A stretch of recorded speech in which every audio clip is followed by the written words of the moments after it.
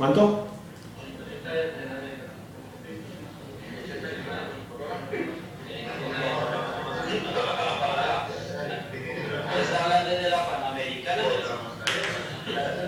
No, el dato está en millas, ¿no? Mire, ese es un dato de los 40 que aparecen ahí, mira que es un dato bastante válido, la velocidad que se puede manejar, 40 pies por segundo, pero esa velocidad no es que sea algo fijo para todos los sistemas. Creo que más adelante van a tener ustedes, más adelante no hoy, sino dentro del módulo pues dentro de esta computación, van a hablar la parte de corrosión, y en la parte de corrosión tienen las velocidades precisamente en las cuales se genera mayor corrosión, y es una velocidad límite de corrosión, creo que es que se llama, y depende de la densidad del gas principalmente.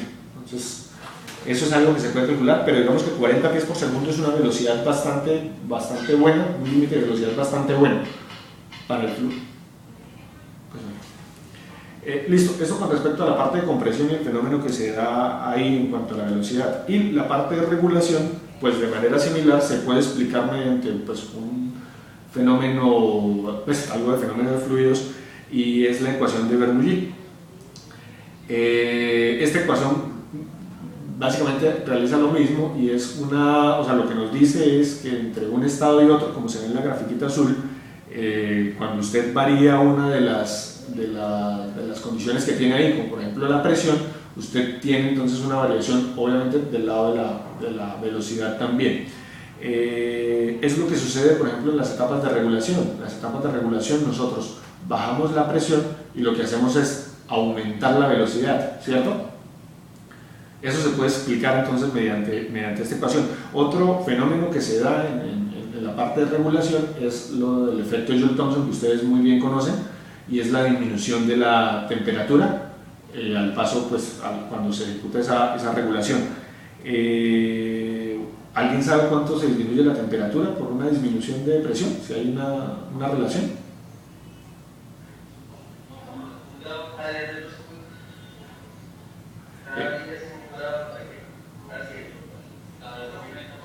El API dice que cada 100 psi se disminuye aproximadamente 7 grados Fahrenheit. Es más o menos lo que habla el API en cuanto a la parte de regulación. Pero como podemos ver entonces, mire, aquí vuelve a aparecer, lo vimos la velocidad involucrada en la parte de compresión y vimos la velocidad involucrada en la parte de regulación.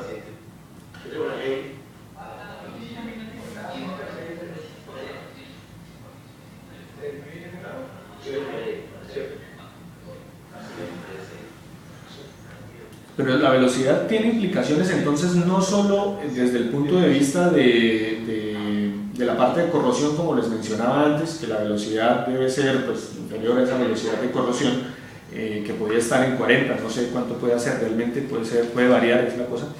La velocidad además tiene otras implicaciones, y es unas manifestaciones físicas, que la vemos en la siguiente diapositiva, en la número 13. Y básicamente son ¿qué? Pues la erosión, la vibración que se pueda generar y el ruido.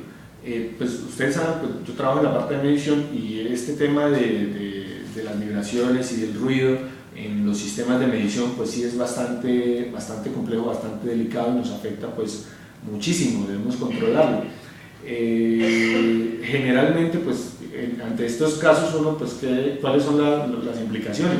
O sea, son problemas ya en las etapas de regulación, que creo que por ejemplo en el distrito 2 ya se están presentando y que están tomando medidas, ¿cierto? Allá se estaban presentando, creo que cierres de las estaciones por problemas de regulación, y lo que hacen es aumentar la velocidad a tal punto que, pues, que nos están afectando aguas abajo de eso, y obviamente la regulación misma también se va deteriorando. Bueno, manifestaciones físicas. Pero las velocidades también tienen otra implicación, y ya es más local, y es en los perfiles de flujo. Cuando estamos hablando de gas natural seco, el perfil de flujo, digamos, del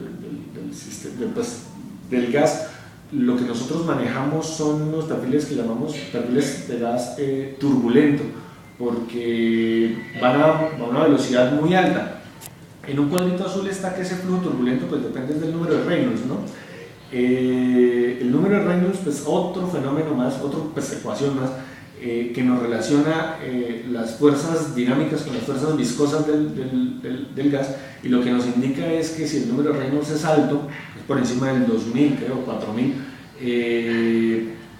priman las fuerzas dinámicas en el flujo, o sea que la velocidad es tremendamente alta y se tienen perfiles como los que muestra la parte de arriba, donde la velocidad es casi constante en toda la sección transversal. El flujo no es igual en la tubería siempre, o sea, siempre que va fluyendo, cada vez que se encuentra con un codo, con una reducción, con una T, el flujo va cambiando. La figura de arriba nos muestra que cuando tenemos un codo, la velocidad o el flujo trata de pegarse a la parte externa de él y nos genera un flujo asimétrico. A medida que va pasando, digamos que aumenta la distancia de ese tubo, el perfil vuelve a recuperarse, un poco en parte por la rugosidad que tiene la tubería. Cuando tenemos válvulas igual, lo que sucede es que se fracciona un poco el flujo y tenemos un perfil nuevamente de flujo asimétrico.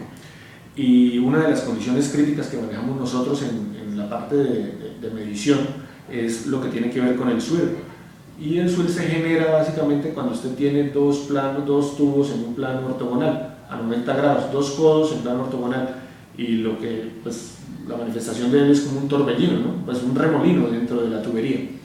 Estos estos perfiles no son para nada deseables dentro del, ya pues, digamos, no en la etapa de transporte, pero sí en la etapa de medición. Por eso los traigo un poco a colación acá. Y no son deseables porque los modelos matemáticos bajo los cuales funcionan los medidores no son aplicables con estos perfiles, y hay pues cualquier cantidad de estudios en los cuales se evalúa cuál es la incidencia, el error que pueda tener la medición con uno o otro perfil.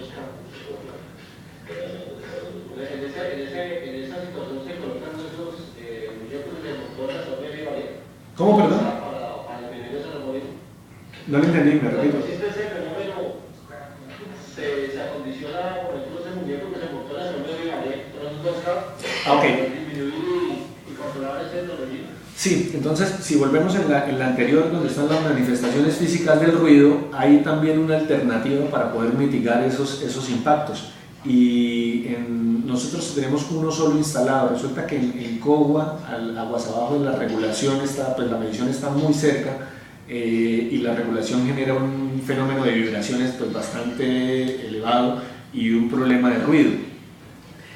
Tan así es que tenía que configurarse en el medidor ultrasónico unos filtros para que él mismo, a partir de la electrónica, desechara algunos datos porque eran pues simple ruido.